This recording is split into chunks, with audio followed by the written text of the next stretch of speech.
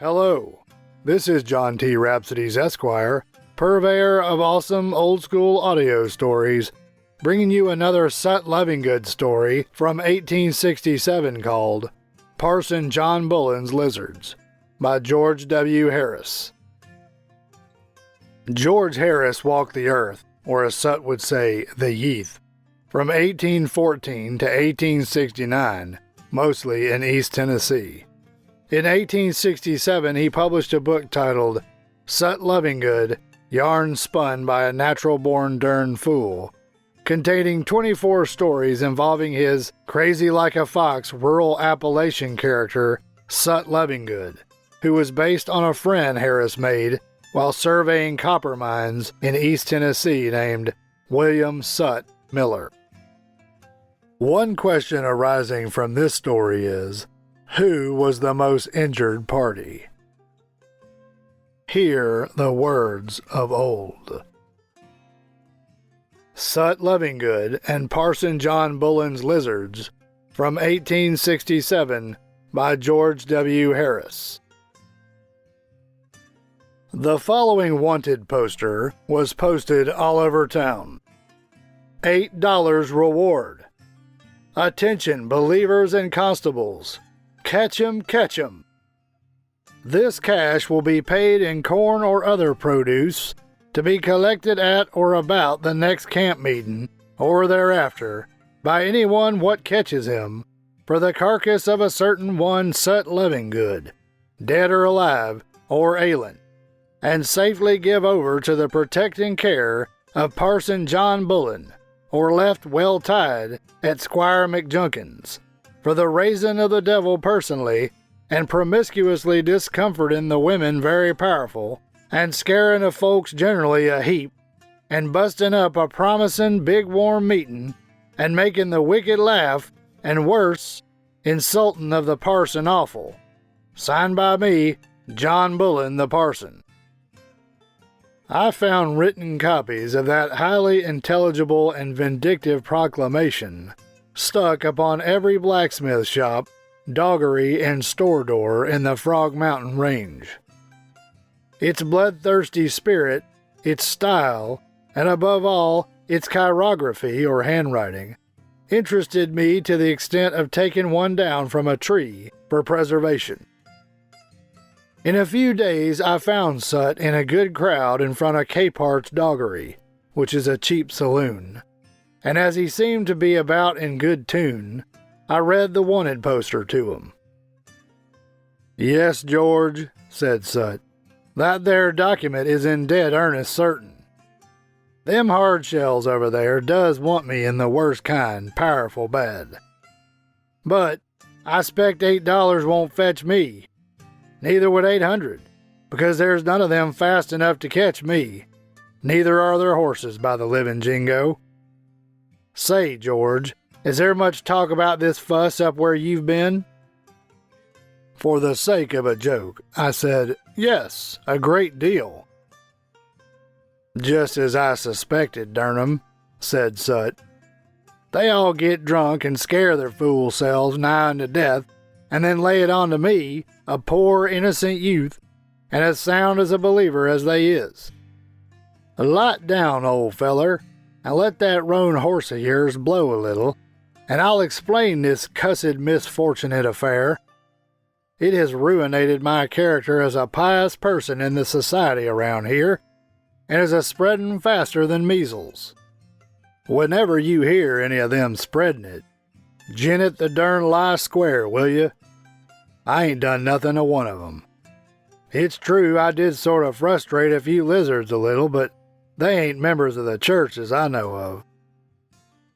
You see, last year I went to a big camp meeting at Rattlesnake Springs, and were a-sittin' in a nice shady place conversin' with a friend of mine, into the huckleberry thicket, just doing nothing to nobody and making no fuss, when the first thing I remembers, I woke up from a trance what I had been knocked into by a 4-year-old hickory stick, hilt in the paw of old Parson Bullen, durn his alligator hide, and he were standing a-straddle over me, a-foaming at the mouth, a-chomping at his teeth, gesturing with the hickory club, and a preaching to me so you could hear him a mile away about a certain sin, generally, and my wickedness personally, and mentioning the name of my friend loud enough to be heard at the meeting.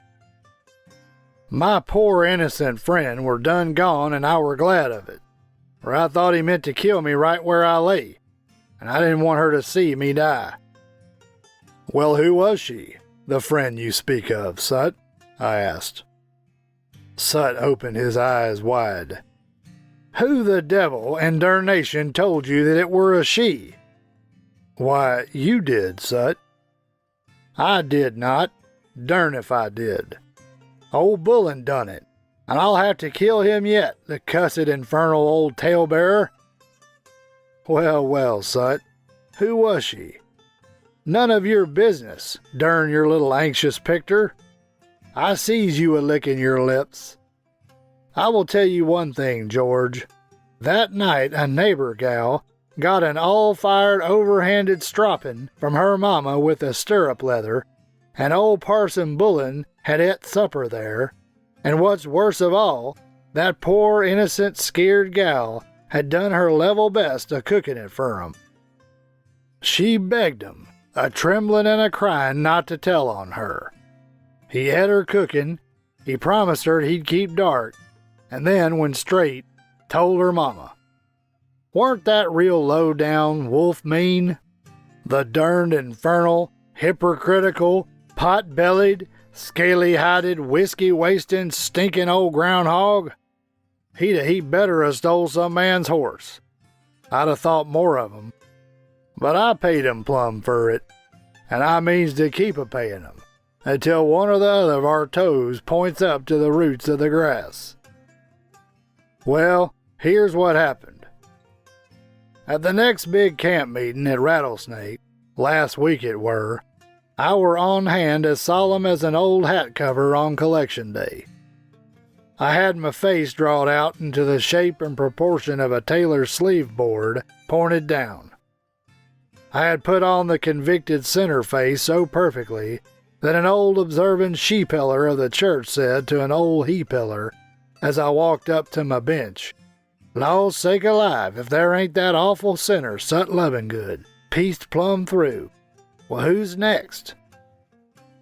You see, by golly, George, I had to promise the old tub of soap grease to come and have myself converted just to keep him from killing me. And as I knowed it wouldn't interfere with the relation I bore to the whiskey still houses round there, I didn't care a dern. I just wanted to get near old Bullen, unsuspected, and this were the best way to do it. I took a seat on the side steps of the pulpit and covered as much of my stretched face as I could with my hands to prove I were in earnest. It took powerful, for I heard a sort of thankful kind of buzzing all over the congregation. Old Bullen himself looked down at me over his old copper specs, and it said just as plain as a look could say it, "You are there, are you? Darn you, it's well for you that you come." I thought sort of different from that. I thought it would have been well for him if I hadn't come, but I didn't say it just then. There were a monstrous crowd in that grove, for the weather were fine and believers were plenty round about Rattlesnake Springs. Old Bullen ginned out and they sang a hymn. Think I, old hoss, can it be possible that anyone has told you what's going to happen? And then I thought that nobody knowed it but me, and I were comforted.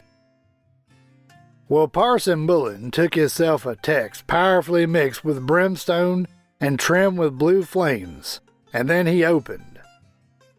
He commenced onto the sinners. He threatened them awful, tried to scare them with all the worst varmints he could think of, and after a while he got on to the idea of hell serpents, and he dwelt on them some. He told them how the old hell serpents would get 'em if they didn't repent, how cold they'd crawl over their naked bodies, and how like unto pitch they'd stick to 'em as they crawled, how they'd wrap their tails round their necks choking close, poke their tongues up their noses, and hiss into their ears. This was the way they were to act with the men folks. And then old Bullen turned on to the women, told them how the hell serpents would crawl into their bosoms, and how they would crawl down under their frock strings no matter how tight they tied them, and how some of the oldest and worst ones would crawl up their legs and travel under their garters no matter how tight they tied them. And when the two armies of hell serpents met, then, well, that last remark fotched 'em good. All the screaming and hollering and loud crying I ever heard began all at once, all over the whole ground, just as he hollered out that word, then. He kept on bellowing, but I got so busy just then that I didn't listen to him much, for I saw that my time for action had come. Now you see, George, I'd catched 7 or 8 big pot-belly lizards, and had them in a little narrow bag what I had made on purpose. Their tails were all at the bottom, and so crowded for room that they couldn't turn around. So when old Bullen was a raving onto his tiptoes and a pounding the pulpit with his fists, unbeknownst to anybody, I untied my bag of reptiles, put the mouth of the bag under the bottom of his breeches leg, and set into pinching their tails. Quick as gunpowder, the lizards all took up his bare leg, making a noise like squirrels a-climbing a shagbark hickory. He stopped preaching right into the middle of the word damnation, and looked for a moment like he were a-listening for something, sort of like an old sow does when she hears you a-whistling for the dogs. His silence and the look of terrific fear on his face stopped the shouting and screaming in the congregation. Instantly you could hear a cricket chirp. I let out a long groan and held my head atwixt my knees. All of a sudden, Bullen give hisself some awful open-handed slaps with first one hand and then the other, about the place where you cut the best steak out of a beef. Then he fetched a vigorous rough rub where a horse's tail sprouts, then he'd stomp one foot, then the other, then both at once. Then he run his hand between his waistband and his shirt and reached way down and round with it. Then he spread his big legs and give his back a good rattling rub against the pulpit, like a hog scratches himself against a stump, leaning to it powerful, and twitching and squirming all over as if he'd slept in a dog bed or onto an anthill. About this time, one of my lizards, scared and hurt by all this pounding and feeling and scratching, popped out his head from the parson's shirt collar and his old brown neck, and were a surveying the crowd when old Bullen struck at him, just too late, for he dodged back again inside the shirt.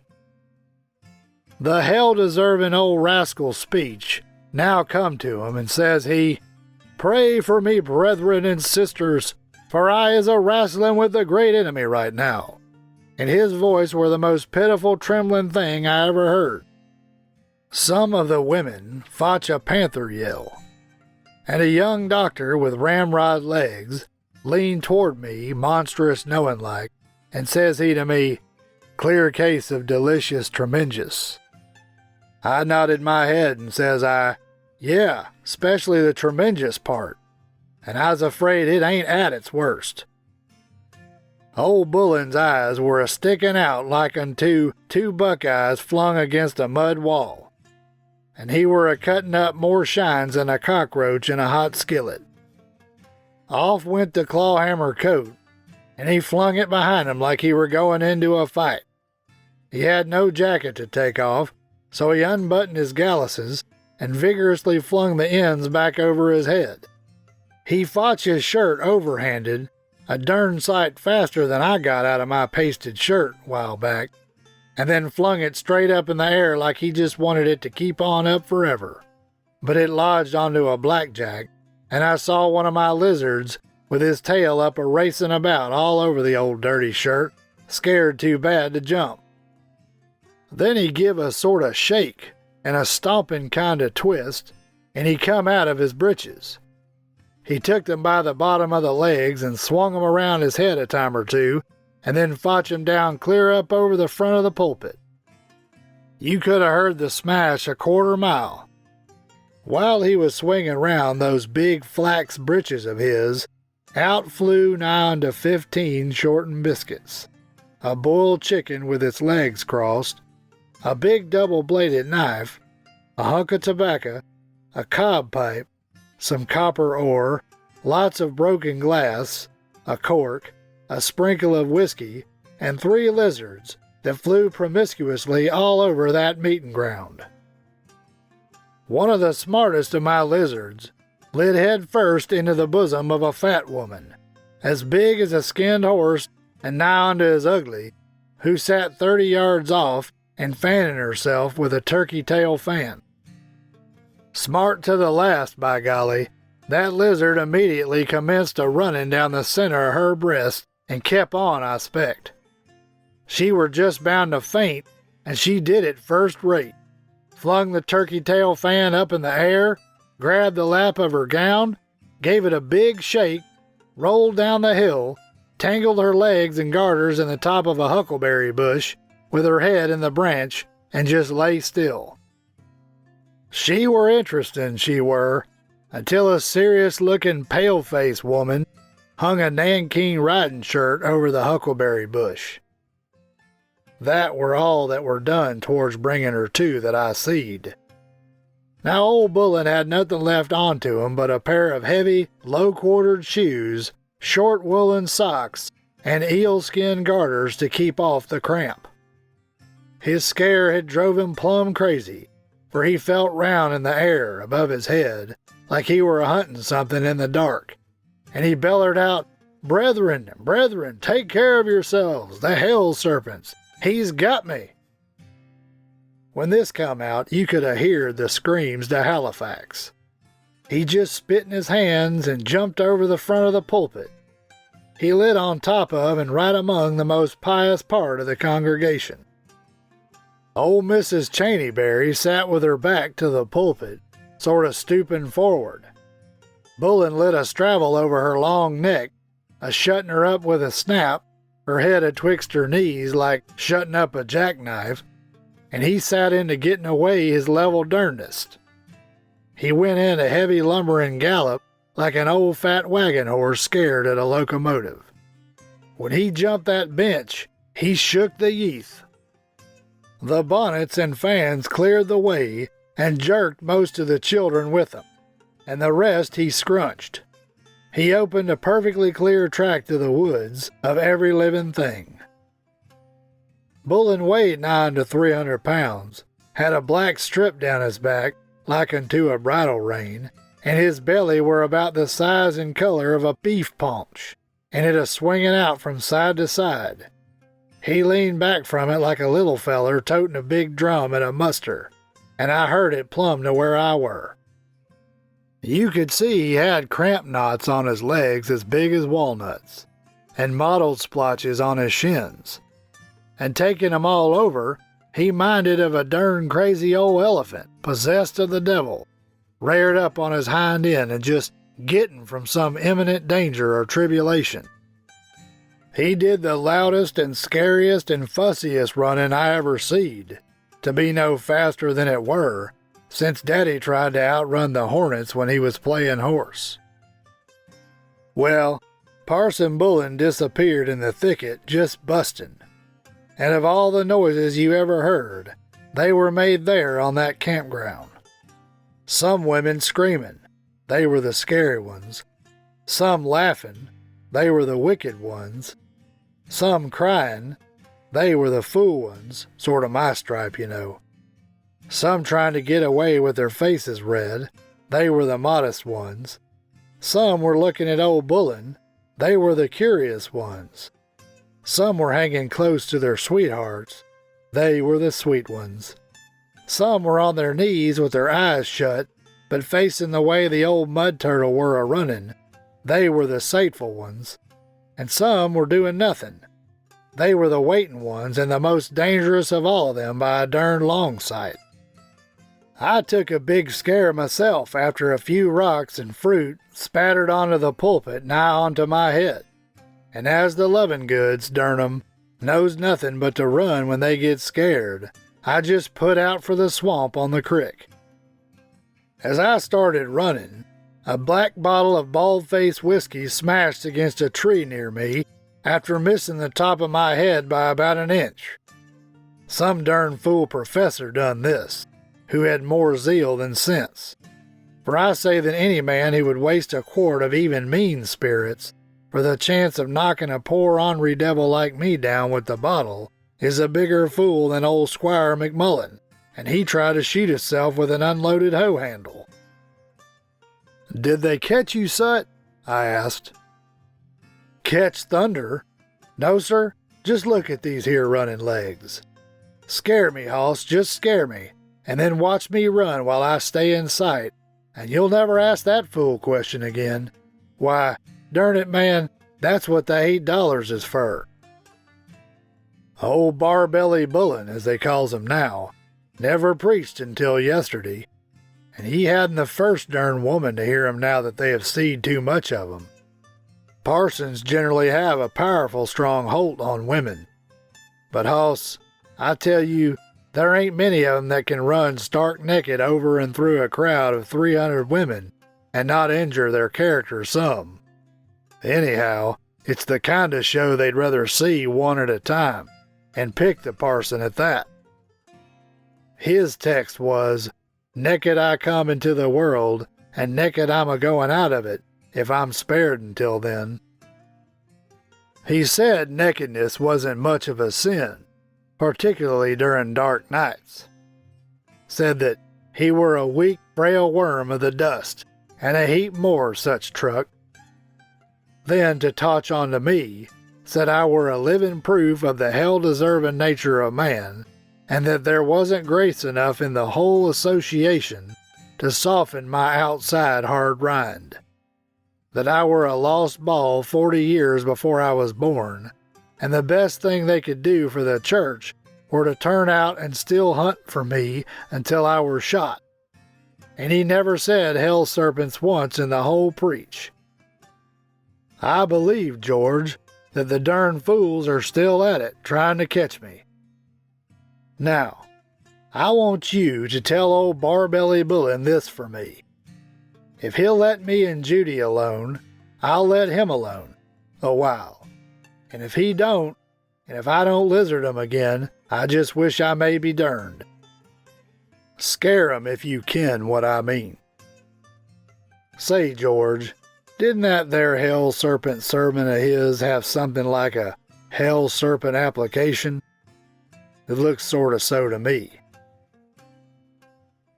And that concludes George Harris's 1867 Sut Lovingood story called Parson John Bullen's Lizards. As asked in the introduction, who was the most injured party in this story? Sut, the girl, or Parson Bullen? This is John T. Rhapsodies, Esquire, purveyor of awesome old-school audio stories. Thank you for listening. If you like the music you heard in the introduction and throughout this story, stay tuned to hear more at the end of the video. You can find more stories like this in the channel's playlists. Find them by staying tuned for the last 20 seconds of this video and clicking on the end screen icon.